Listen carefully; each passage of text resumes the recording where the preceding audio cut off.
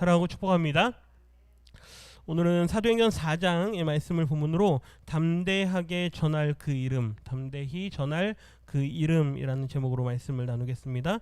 오늘 본문 말씀은 사도들이 대제사장들과 또 예수의 이름으로 복음을 전하는 이 사도들을 잡아다가 당신들은 이제 더 이상 예수의 이름으로 복음을 전하지 마라. 그 이름 때문에 많은 문제가 생긴다라고 하면서 이제 베드로와 여러 사도들을 위협하는 그러한 상황들입니다. 지난주에 나면서부터 걷지 못하는 사람을 베드로와 요한이 기적을 베풀어서 일으키는 그 모습을 우리가 함께 봤죠. 그런데 그 일을 행할 때 중요한 것이 무엇이냐? 다른 어떤 능력이 그들에게 있는 게 아니라 그들에게 무엇이 있었느냐? 오직 예수의 이름만 있었다 이거죠. 지난주 읽은 말씀 6절 말씀 같이 한번 읽어보겠습니다. 베드로가 이르되 은과 금은 내게 없거니와 내게 있는 이것을 내게 주노니 나사렛 예수 그리스도의 이름으로 일어나 걸으라 하고. 아멘. 내게 있는 이것을 너에게 준다. 성령의 충만함을 받은, 그리고 예수님의 부활하시고 승천하심을 경험한 이 사도들은 이제 예수의 이름에 능력이 있다라는 것을 깨달았습니다. 그래서 그 나면서부터 걷지 못하는 자에게 나에게 있는 것, 우리에게 있는 것을 너에게 준다. 그것이 무엇이냐? 예수의 이름이란 이야기죠. 그러고 나서 그 사람을 잡아 일으킵니다. 발과 발목이 힘을 얻습니다. 16절 같이 한번 읽어봅니다. 그 이름을 믿음으로 그 이름이 너희가 보고 아는 이 사람을 성하게 하였나니 예수로 말미암아 난 믿음이 너희 모든 사람 앞에서 이같이 완전히 낫게 하였느니라. 아멘. 그래서 베드로 사도의 말은 무엇이냐? 이 모든 되어진 일들은 오직 예수의 이름 때문이다. 그러면서 그 예수의 이름을 믿는 자들에게 구원을 허락하셨다라는 것을 전하죠. 근데 그 일이 있고 많은 사람들이 이 사도들의 말과 가르침으로 인해서 예수에 관한 복음이 점점점 퍼져나가니까 이제 대제사장들과 많은 바리새인들이 이 사도들을 붙잡아 가둡니다. 그게 이제 오늘 읽은 말씀은 아닌데 그 바로 앞에 있는 4장 3절입니다. 우리 같이 한번 읽어보겠습니다. 그들을 잡음에 날이 이미 저물었으므로 이튿날까지 가두었으나. 아멘. 그들을 잡아다 가두는 거죠. 사도들을 가두어서 도대체 왜 이런 일을 하느냐, 왜 예수의 이름으로 계속해서 그러한 일들을 행하느냐라고 이야기를 합니다. 그랬을 때 그들이 이제 이렇게 이야기하죠. 4장 7절입니다. 사도들을 가운데 세우고 묻되 너희가 무슨 권세와 누구의 이름으로 이 일을 행하였느냐. 그렇죠? 계속해서 사도들을 추궁합니다. 도대체 왜 이 일을 하느냐? 그리고 이 일을 하게 시킨 자가 누구냐? 너희들에게 이러한 일을 할 수 있도록 권세를 준 자가 누구냐라고 하면서 계속해서 사도들을 추궁합니다. 그때 사도들의 하는 말을 한번 들어보십시오. 4장 10절인데요. 같이 읽습니다. 너희와 모든 이스라엘 백성들은 알라. 너희가 십자가에 못 박고 하나님이 죽은 자 가운데서 살리신 나사렛 예수 그리스도의 이름으로 이 사람이 건강하게 되어 너희 앞에 섰느니라. 당신들이 다 보지 않았느냐? 이 사람은 이미 벌써 나면서부터 걷지 못하는 자였고 40여 년을 사는 동안 늘 당신들이 성전을 출입할 때마다 이 사람이 구걸하던 모습을 보지 않았느냐?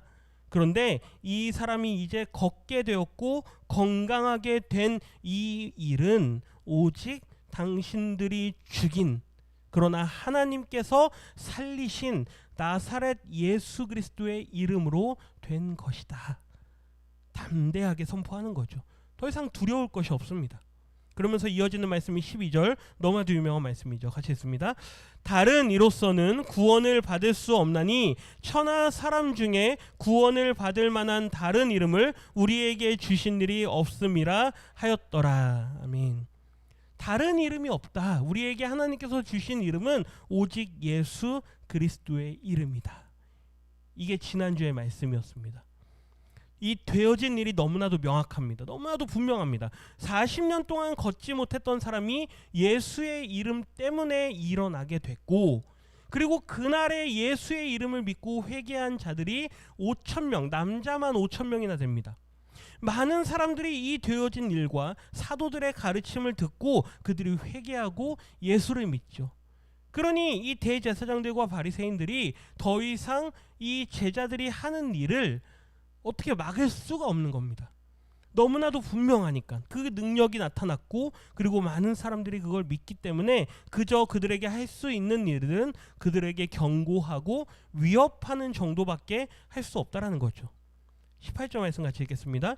그들을 불러 경고하여 도무지 예수의 이름으로 말하지도 말고 가르치지도 말라 하니. 그저 이렇게 경고하고 그들을 풀어줄 수밖에 없는 겁니다. 마음 같아서는 그들도 역시 예수님처럼 잡아 죽이고 싶은 그런 마음이 있겠지만, 이미 많은 사람들이 보고 있고 이 걷지 못하던 사람이 일어난 이 역사가 너무나도 분명하고, 그날에 5,000명이나 되는 사람들이 믿었기 때문에 만약에 사도들의 몸에 손을 대거나 하면 아마 엄청난 난리가 났을 겁니다. 그게 두려우니까 그들을 그저 풀어주는 거죠. 그렇게 해서 결국 오늘 우리가 읽은 말씀처럼 사도들이 됩니다. 이제 여기서부터 말씀을 좀 집중해서 보겠습니다. 사도들이 이제 풀려나고 나서 누구에게로 돌아갑니까? 자기와 함께하는 사도들. 그 사도들에게 돌아가서 우리가 그동안에 며칠 동안 무슨 일을 겪었는가, 제사장들과 장로들이 자신들에게 무슨 말을 했는가, 우리가 끌려가서 어떠한 일을 당했는가, 이러한 이야기들을 합니다. 그리고 예수의 이름으로 가르치지 말라라고 한 그 말을 이 베드로와 함께 있던 사도들이 그의 동료들에게 가서 전하죠. 그런데 그 이후에 그들의 반응을 한번 보십시오. 얼마나 두렵겠습니까? 예수님도 십자가에 못 박아 죽인 그들이 사도들을 향하여서 너희들도 그 일을 하지 마라라고 엄포를 놓을 때는 분명히 그들의 마음에 두려움이 있을 수 있습니다. 마치 예수님이 십자가에 달려 죽으셨을 때 그들이 어떻게 했습니까? 다 흩어지고 다 숨어들었습니다. 그러한 마음이 있을 법한데 이제 성령의 충만함을 받은 이들은 더 이상 두려워하지 않습니다. 24절 상반절 말씀을 같이 읽겠습니다. 그들이 듣고 한 마음으로 하나님께 소리를 높여 이르되. 아멘. 이 이야기를 다 전에 듣고 그들이 다 같은 마음으로 하나님께 소리를 높여 뭐합니까? 기도합니다. 하나님을 향하여서 기도합니다. 사도들이 변화되어진 모습이 이 말씀에서 아주 분명하게 나타나죠. 그 전까지는, 성령의 충만함을 받기 전까지는 그들은 두려워하던 사람들이었습니다. 당국자들이 두렵고 제사장들이 두려워서 숨어들었던 사람들이죠. 부활하신 주님을 만났을 때만 해도 그들은 여전히 두려워하던 사람들이었습니다. 그런데 성령의 충만함을 받은 그들은 이제 더 이상 두려워할 것이 없는 것이죠. 두려우십니까? 우리 성도님들의 마음 가운데 혹시 두려움이 있으십니까? 없으십니까? 하나님의 은혜가 우리 안에 임할 때, 성령의 충만함이 우리 안에 임할 때 모든 두려움이 사라지게 되는 줄 믿습니다. 이 사도들이 그걸 지금 경험하고 있죠. 그런데 한번 보십시오. 세상 사람들은 문제가 생기면 어떡하나? 사도들은 문제가 발생되고 성령의 충만함을 받으니까 이제 이 문제 앞에서 그들이 뭘 합니까? 기도를 합니다. 그런데 세상 사람들의 방식은 이런 거죠. 사도행전 4장 15절에 보면 사도들이 하는 일로 인하여서 많은 사람들이 이 사도들의 말을 듣고 예수라는 사람을 믿기 시작합니다. 문제가 발생했죠. 이들이 하는 일은 뭡니까? 서로 모여서 의논합니다. 회의합니다. 뭔가 나름대로의 방법을 찾아내려고 하죠. 이게 우선순위가 바뀐 거죠. 믿는 사람들은, 성령에 충만한 사람들은 어떤 문제가 발생하면 하나님 앞에 그 문제를 가지고 나갑니다. 그런데 세상 사람들은 문제 앞에서 자기들의 머리를 사용해서 그저 어떤 방법들을 찾아내려고 애를 쓰죠. 우리와 다른 방식입니다. 바라기는 사도들과 같이 어떤 문제가 우리 앞에 놓일 때 성령에 충만한 사람이라면 하나님 앞에 그 문제를 가지고 먼저 나아가실 수 있기를 부탁드립니다. 그러면서 그들의 기도의 내용을 한번 보십시오. 24절 하반절인데요. 같이 읽겠습니다. 대주제여 천지와 바다와 그 가운데의 만물을 지은 이시오. 아멘. 그들이 하나님을 향하여서 부르는데 성경에서는 잘 사용되지 않는 아주 독특한 단어를 사용합니다. 이 대주제여, 이 대주제여라고 부르는 이 하나님에 대한 호칭은 우리가 성경에서는 그렇게 잘 찾아보기 어려운 단어입니다. 저 뒤에 다니엘서 정도에나 가면 어쩌다 나올 법한 그런 단어인데, 천지와 바다와 그 가운데 만물을 지으신 분, 온 땅의 주인이신 분, 그 하나님을 가리켜서 부르는 거죠.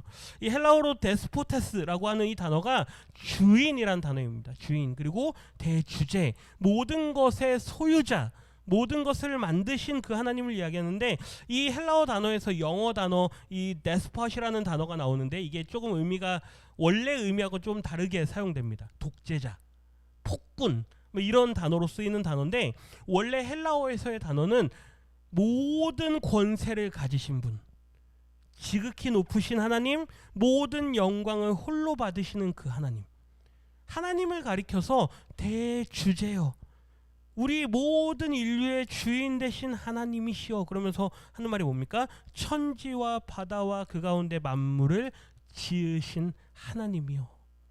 사도들의 기도의 범위가 굉장히 커진 걸 볼 수 있습니다. 하나님을 바라보고 하나님을 의지하는 그들의 마음이 굉장히 커진 것을 볼 수 있죠. 하나님은 어떤 분이십니까? 온 땅을 다스리시는 분이십니다. 하나님은 온 땅을 만드신 분이십니다. 제가 오늘 이제 이쪽 청학리 쪽을 이렇게 좀 다녀갈 일이 있었습니다. 현수막이 하나 붙어 있는 걸 봤습니다.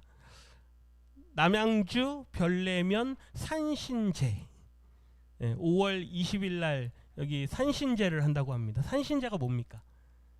산신령께 제사 드리는 겁니다. 뭐 하게 해달라고? 우리 남양주 청학리 별내면에 사는 사람들에게 뭐 하게 해달라고요?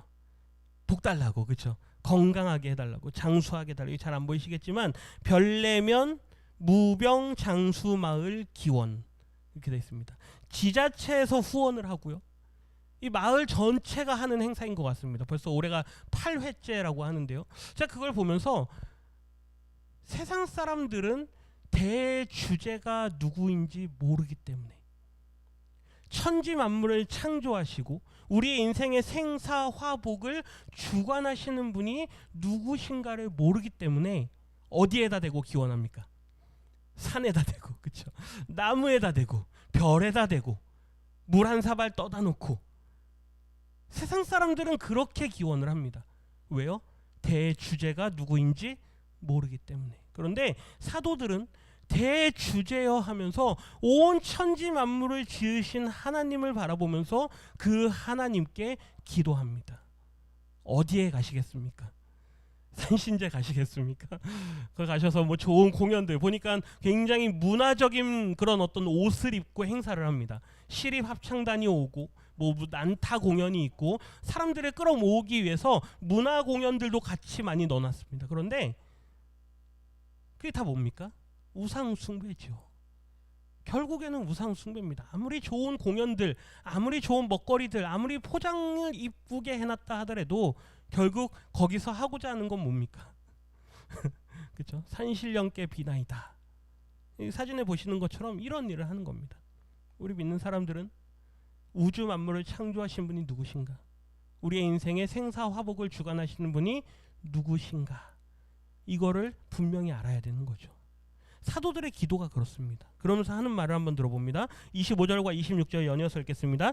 또 주의 종 우리 조상 다윗의 입을 통하여 성령으로 말씀하시기를 어찌하여 열방이 분노하며 족속들이 허사를 경영하였는고 세상의 군왕들이 나서며 관리들이 함께 모여 주와 그의 그리스도를 대적하도다 하신 이로소이다. 아멘. 사도들이 성령의 충만함을 받으니까 이제 그들이 입만 열면 뭘 이야기합니까? 성경을 이야기합니다. 구약의 말씀들을 이야기합니다. 그 전까지는 그들이 그냥 범인이었고 그들이 지식이 없는 사람들 같았는데 성령의 충만함을 받으니까 되어지는 모든 일들을 바라보면서 성경으로 상황들을 해석하기 시작합니다.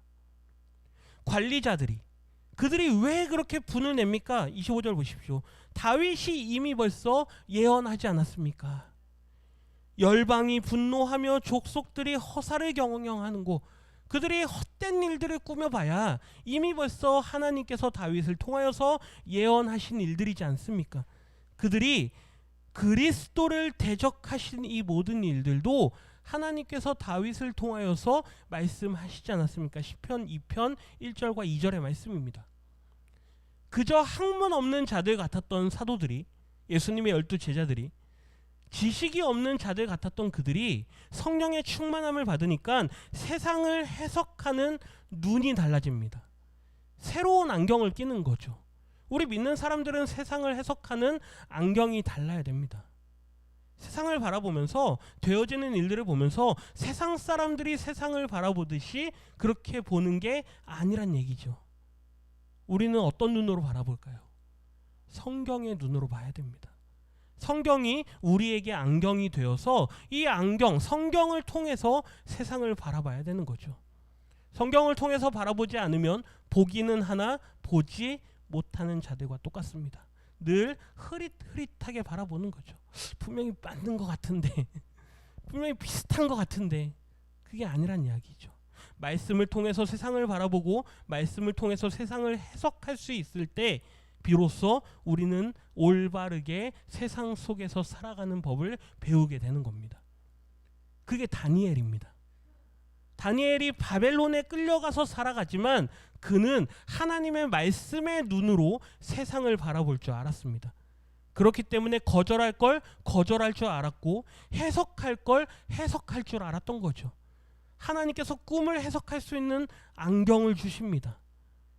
이게 이 시대, 이 세상 가운데 살아가는 우리 그리스도인들이 세상을 바라보는 방식인 줄 믿습니다. 우리 성도님들에게도 이러한 안경이 필요하다라는 것이죠. 누가 이야기하니까, 뉴스에서 뭐라고 하니까 그렇대, 저렇대, 어디 가면 좋은 거 있대, 그런 세상에 난리 소문 되어지는 이야기들, 정보들, 이런 것들을 들으시면서 반응하지 마십시오. 모든 판단은 무엇을 근거로 한다? 하나님의 말씀을 근거로 한다. 27절 계속 있습니다. 과연 헤롯과 본디오 빌라도는 이방인과 이스라엘 백성과 합세하여 하나님께서 기름 부으신 거룩한 종 예수를 거슬러 28절 하나님의 권능과 뜻대로 이루려고 예정하신 그것을 행하려고 이 성에 모였나이다. 아멘. 사도들의 해석을 한번 보십시오. 헤롯과 빌라도가 이방인과 이스라엘 백성들과 힘을 합해서 하나님께서 기름 부어 세우신 거룩한 종 그리스도 예수를 거슬렀습니다. 그런데 그들이 한 이 일이 그들의 뜻대로 한 것이냐? 그게 아니란 얘기죠. 그들이 모여서 그들이 악한 일을 꾸민 그것도 누구의 계획이냐 이겁니다. 28절 하나님의 권능과 뜻대로 뭐 하시려고? 이루시려고 뭐 하신 것? 예정하신 것. 그것을 그들이 이루기 위해서 이 예루살렘 성에 모였습니다. 사도들이 세상을 바라보는 방식입니다. 나쁜 사람들, 그렇죠? 예수를 잡아 죽였으니까 악한 자들, 나쁜 사람들 이렇게 할 수도 있습니다. 그런데 그러지 않습니다. 저들이 저 일을 하는 것은 마땅하다. 저들이 저 일을 하는 것은 당연하다. 왜요? 하나님께서 예정하신 거기 때문에. 뭐가요? 예수님의 십자가가. 예수님의 십자가의 죽으심 또한 하나님의 예정하신 것이기 때문에 저들이 한 그 일들이 하나님 마땅합니다. 그런데 이제 자신들의 처지를 하나님 앞에 간구합니다. 29절 같이 있습니다. 주여 이제도 그들의 위협함을 굽어 보시옵소서. 또 종들로 하여금 담대히 하나님의 말씀을 전하게 하여 주시오며. 아멘. 우리의 상황 가운데 우리의 삶을 살아가다 보면 우리의 인생의 어려움을 만날 수 있다란 이야기입니다.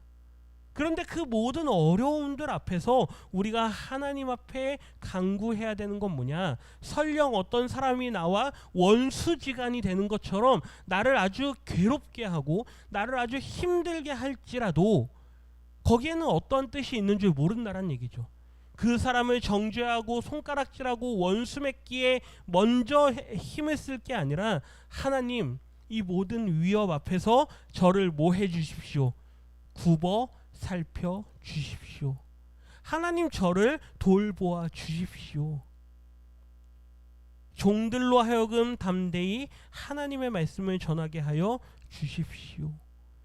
이게 믿는 사람들의 기도입니다. 저 원수 같은 사람, 그렇죠? 저 원수 같은 사람, 저 사람 때문에 내가 인생이 이렇게 됐어. 얼마나 우리가 원망하고 손가락질하고 정죄하는 사람들이 많습니까? 그 모든 것들을 일단 다 내려놓으란 이야기입니다. 왜요? 하나님의 뜻이 어디 있는지 우린 모르기 때문에. 다만 하나님, 우리를 불쌍히 여겨주십시오. 하나님, 우리를 굽어 살펴 주십시오. 인생에 어려움을 당하십니까? 왜 하필 이러한 일들이 나에게 일어납니까? 다른 사람에게는 안 일어나는 그 일이 왜 나에게 일어납니까? 그럴 때 어떤 상황이나 어떤 사람을 탓하거나 심지어 나 자신을 탓하는 그것에서부터 일단 멈춰 서시고, 하나님, 우리를 불쌍히 여겨주십시오. 하나님, 저를 불쌍히 여겨주십시오. 이 모든 어려움들을 굽어 살펴 주십시오라고 기도하는 사람이 진정한 그리스도의 사람이란 이야기죠. 그런 사람이 진정한 그리스도의 사람입니다.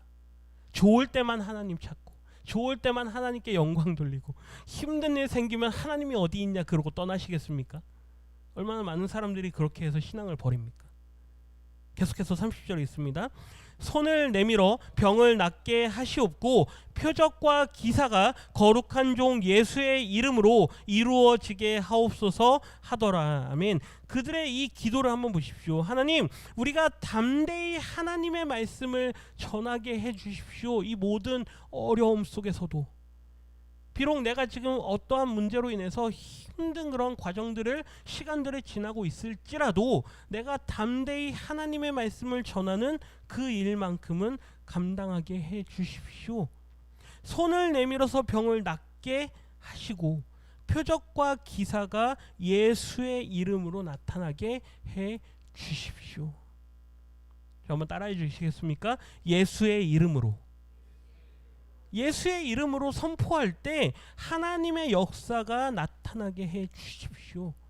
지난주 말씀처럼 이제는 무엇이다? 예수의 이름이다. 이제는 예수의 이름이다. 오직 예수의 이름으로 그 모든 역사가 이루어지게 해 주십시오. 31절 말씀 읽겠습니다. 빌기를 다함에 모인 곳이 진동하더니 무리가 다 성령이 충만하여 담대히 하나님의 말씀을 전하니라. 아멘. 빌기를 다함에 그들의 기도가 끝났습니다. 이 모인 곳이 진동하더니, 진동한다, 지진이나 혹은 어떠한 하나님의 임재하심, 하나님의 역사하심을 성경에서 우리에게 보여줄 땐 이런 지진과 같은 현상들로 많이 보여줍니다. 성령의 임재를 보여주는 거죠. 무리가 다 성령이 충만하여, 같이 노란색 글씨만 읽어봅니다. 담대히 하나님의 말씀을 전하니라. 당국자들의 위협이 있습니다. 도무지 예수의 이름으로 전하지 마라. 이제는 더 이상 예수의 이름으로 가르치지 마라.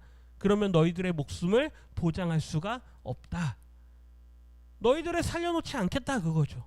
그런데 그들이 담대함을 얻어서 하나님 앞에 기도합니다. 그리고 성령의 충만함을 다시 한번 경험합니다. 이 말씀, 이 기도를 하는 사람들이 누굽니까? 베드로와 함께하는 사도들입니다. 그들은 이미 오순절 성령 사건을 경험했죠. 사도행전 2장에서. 그런데 오늘 그들이 하나님의 말씀을 담대히 전할 수 있도록 하기 위해서 성령의 충만함이 다시 한번 그들에게 임합니다. 너무 놀랍지 않습니까? 이미 성령의 충만함을 받은 그들인데 다시 한 번 더 하나님의 말씀을 전하게 하기 위해서, 담대함을 주기 위해서 하나님께서 그들에게 성령을 부어 주십니다. 사도행전을 읽다 보면 담대하게라고 하는 그 단어, 특별히 이 파레시아라고 하는 이 헬라어 단어인데요, 이 단어가 사용되는 곳이 몇 군데 있습니다. 아주 중요한 곳에서 이 단어들이 쓰입니다. 사도행전 2장에서 한번 쓰이는데요, 그때 그들이 성령의 충만함을 받고 베드로가 많은 사람들 앞에서 담대하게 하나님의 말씀을 전합니다. 그리고 오늘 읽은 이 4장 말씀에서 이 사도들이 성령의 충만함을 받아서 담대하게 하나님의 복음을 전하게 됩니다. 예수의 이름을 담대하게 전하게 됐죠. 공개적으로, 거리낌 없이. 그리고 마지막 사도행전 28장에 가면 사도 바울이 이제 로마로 가서 감옥에 갇힙니다. 가택연금 상태인데요. 집안에 있으면서 많은 사람들이 자신에게 찾아오는 게 용인됩니다. 그래서 사람들이 자기에게 찾아올 때 그때 담대하게 하나님의 나라를 전하죠. 마지막 사도행전 28장 31절 끝절 말씀인데요. 이 말씀만 읽고 마치겠습니다. 하나님의 나라를 전파하며 주 예수 그리스도에 관한 모든 것을 담대하게 거침없이 가르치더라. 아멘. 사도행전 2장 성령의 충만함을 받은 그 시간부터 그들이 담대하게 예수의 이름을 전합니다. 그리고 이제 다시 한번 성령의 충만함을 받으면서 그들이 나아가서 담대하게 하나님 나라의 복음을 전하죠.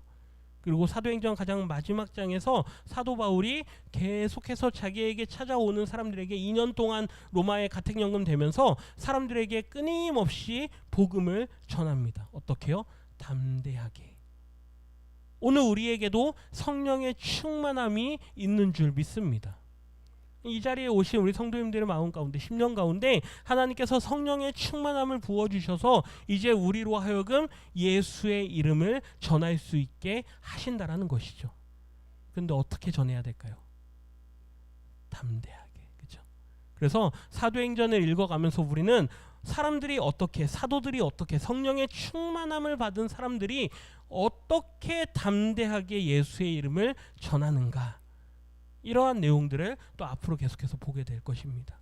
지난주 말씀, 이제는 누구의 이름이다? 예수의 이름이다. 그리고 그 이름을 이제는 우리가 전하는데 어떻게 전하십니까? 담대하게 전하십시오. 예수의 이름을 전하실 땐 내 처지를 보지 마십시오.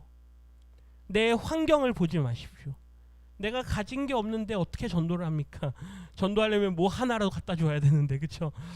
내가 지금 말도 못하는 사람인데 무슨 전도를 합니까? 내 형편이 지금 이렇게 엉망인데 어떻게 복음을 전합니까? 아닙니다. 형편이 나은 사람이 복음을 전하면 더 복음이 잘 전해질까요? 그건 모르는 겁니다. 그 사람에게 복음을 들어야 될 사람이 있다면 하나님께서 만나게 하실 것이고 그 사람에게 담대하게 복음을 전하게 하실 것입니다. 어떤 사람을 만나든 누구를 만나든 사도 바울이 때를 얻든지 못 얻든지 너희는 예수의 복음을 전하라 말한 것처럼 우리도 담대하게 날마다 예수의 이름을 전하실 수 있는 우리 모든 성도님들 되시기를 주님의 이름으로 축원합니다. 기도합니다. 하나님 감사합니다.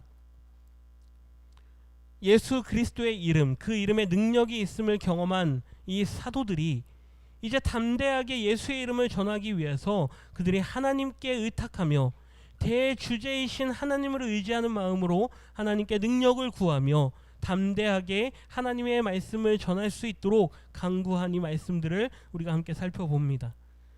우리가 가진 것이 많아서 능력이 있고 형편이 나아서 복음을 전하는 것이 아니라 오직 예수의 이름에 능력이 있음을 알기에 그 이름을 전할 수 있는 우리 모두가 되게 하여 주시옵소서. 세상에 지혜 있는 자들을 어리석게 하시고 이제 미련한 자들을 들어서 강하게 사용하시며 예수 그리스도의 그 복음을 전하도록 우리를 사용하시는 그 하나님이신 줄 믿사오니 하나님께 붙들려서 담대하게 복음을 전하며 주님께 쓰임받는 우리 모든 믿음의 성도들 다 되게 하여 주시옵소서. 그러할 때 이 지역과 또한 우리와 함께하는 관계하는 모든 사람들에게 예수 그리스도에 관한 십자가의 복음이 온전히 전파되어질 수 있을 줄 믿사오니 사람의 힘으로 사람의 능력으로 우리의 가진 것으로 전하는 것이 아니라 오직 예수의 이름의 능력에 의지하여서 주님의 귀한 복음을 전할 수 있는 우리 모든 믿음의 성도들 다 되게 하여 주시옵소서. 감사드리며 예수님의 이름으로 기도드립니다. 아멘.